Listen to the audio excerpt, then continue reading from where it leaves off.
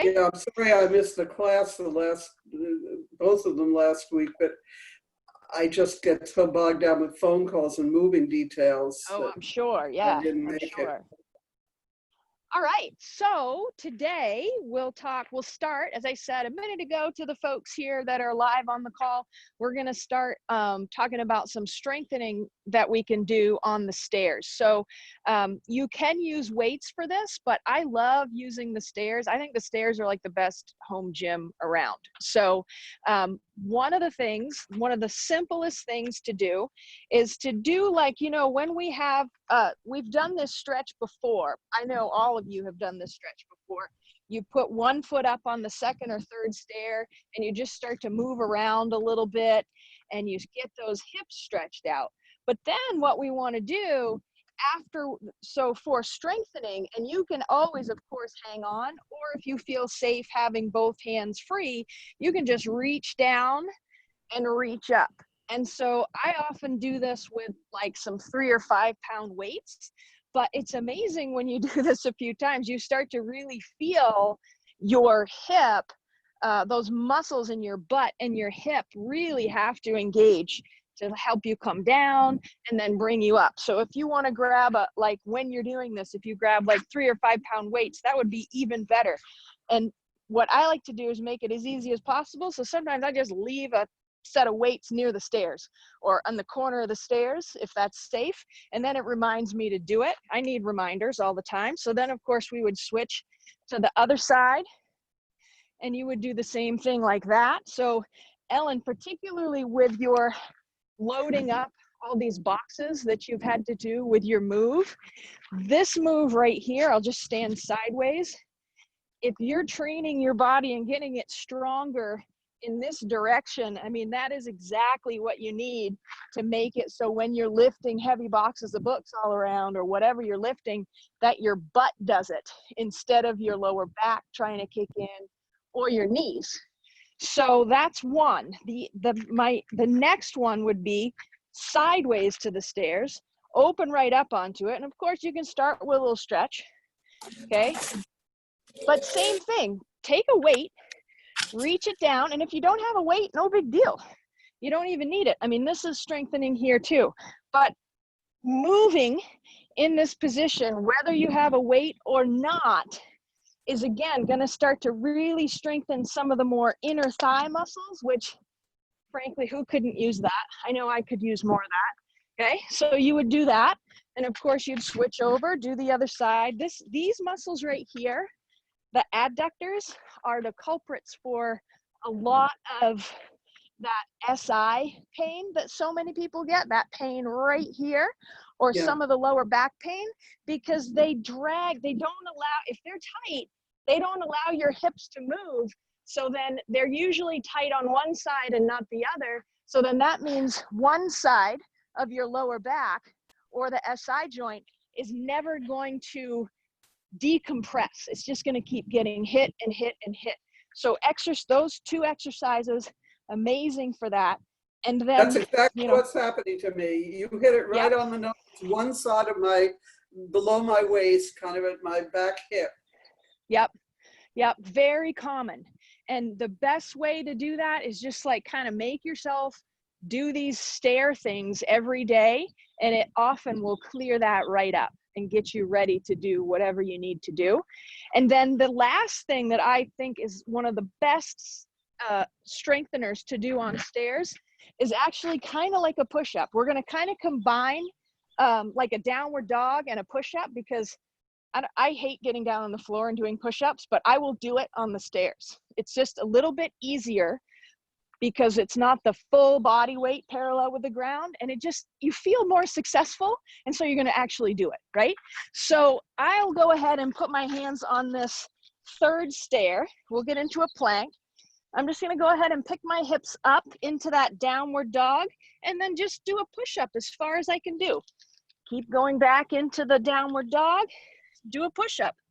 And you can work your way up to, however many. Start with 5, go to 10, go to 15.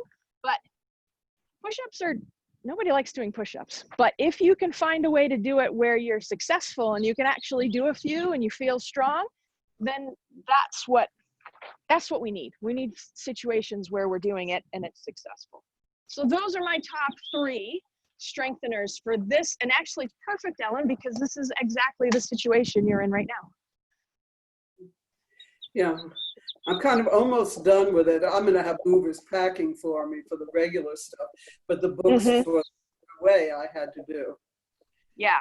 Robin, if you're in, I mean, I'm not in spasm anymore. That was last Saturday. I do get up stiff. You know, my lower back is stiff. And I always do your exercises when I get up, your morning ones. You know, you go forward, you go like side these side. here. Yep. Yeah. Yeah. Yep. I mean, I move my back 6 ways, which is what I love about those exercises. Yeah. Is there any point when you feel like you shouldn't be doing what you're talking about because you might trigger more? This one here or these? Which ones? No, not those, the stair ones. So if I've done those and I feel okay, I've done my morning, and then you think you can go to the stairs, does it ever trigger the back again or spasm the back again? Is there something one should watch out for? Very unlikely, because, and this is one of those things where, you know, over the years, I've had to do a lot of thinking about how to, like, I can't be with my clients all the time, right? So I can't have my hands on them and telling and guiding them through. So what we do is we figure out ways for you to just pre-position yourself. So if I'm having you do this, I know that you are very unlikely to be overstraining your back because we've got this hip already flexed, and it's gonna take over that motion. Now, what you would want to be aware of is the up. Okay. Yeah. The up is where danger can happen. And that is if, and you and I have talked about that, Elizabeth, that's if we try to overdo the up. Yeah. Okay? People do that all the time. Yeah. It's just down, straight up. Okay. Because what people try to do is overarch here, and then you might be at risk. Yeah. Yeah. But we want to think up, not back. And that's the same thing for this. Is that when you would take the weights? I'm not quite sure I understand where the weights fit in. Okay, so yeah, I mean, I could even just hold a bag, you know. I had my weights in the car, but I forgot to grab them. So yeah, here, if you're doing this one, you could have a weight, it's not gonna work. You could have a little weight in each hand, reach down, and then just press them up. Okay. And so I like to add a little resistance. Like, weight training doesn't have to be like what you think of at the gym. And weight training with resistance is really one of the best things for your cardiovascular. We don't think of that. We think we got to get on the treadmill, we got to get on the bike. No, if you add some resistance and do some weight training, you are getting cardiovascular work too, but you're also really benefiting your bone density. Yeah. Which we all need. My bone density got better after doing your exercises. That's great. I'm hoping mine will get better. Yeah, the numbers. That's awesome. The doctor couldn't believe it. She said, we so rarely see this, that it actually, the numbers went the right way. So that's amazing. Yeah. You're not the only one. And it is, it's so important. Yeah. Just a little bit of weight really goes a long way. Did that answer your question, Ellen? Oh, yes, absolutely. Okay. Not relevant to this, but where are you? It looks familiar.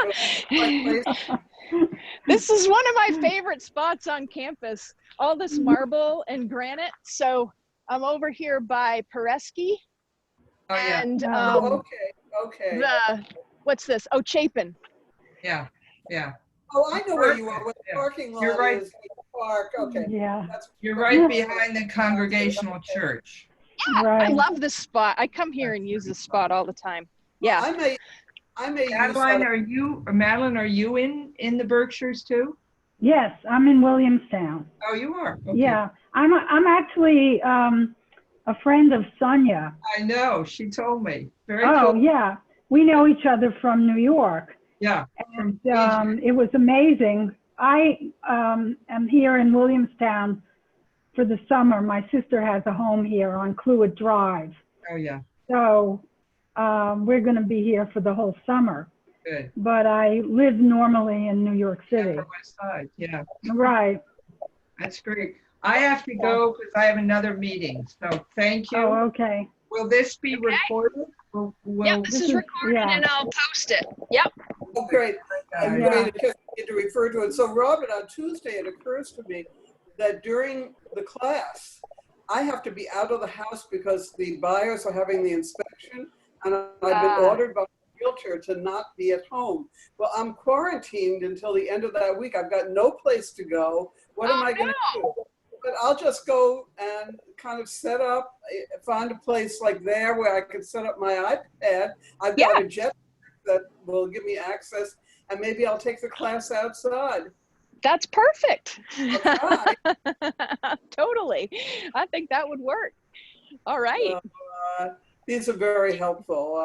You know, I Good. think I'm going to go do them right after lunch and then before I go to bed, and hope that, That hope sounds that good. I don't get Ellen, into worse trouble. let me show you one other one that I would recommend for you right now, and Madeline, you too, and actually anyone watching. This is a really good one that I think would be helpful. So let me try to find the right height. There we go. We'll travel. We'll go down here. So usually a countertop works pretty good for this one. So what I'm gonna do is, if this was like your kitchen counter or something like that, just take a step forward. Oops. Take a step forward with the foot that's closest to the counter, okay? And then take this hand and reach right along that countertop. And that's gonna be another really good one for what you're feeling right now. You'll probably feel a stretch going through here, but this is one that I would say, this is like an everyday kind of stretch, like maybe even first you're thing. crossing over. Yep, crossing over. So if I've got my right side to the countertop, I've got my right foot forward, and I'm taking this left hand and I'm gonna slide it right along the countertop. And that really opens up a lot of those spots that get tight and sore. Looks good. Yeah, Well, that's a good one. Okay. thank you. I'll give it all a try, and I think I'm through with the books now.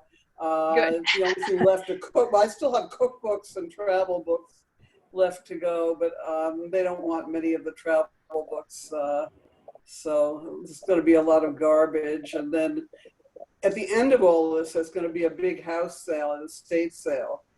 Oh, cool. First, the auction people come and take away the real high-end stuff, which I have. I inherited a lot of really fine stuff. You've been in the house briefly. I have, yeah. Yeah, and then the house sale woman sets up, and all the regular stuff gets sold. Hardly anything is moving over to the new place because it's very small, and a lot of things just won't fit there. And I don't need much there. You'll have a fresh start. Yeah. Yeah, well,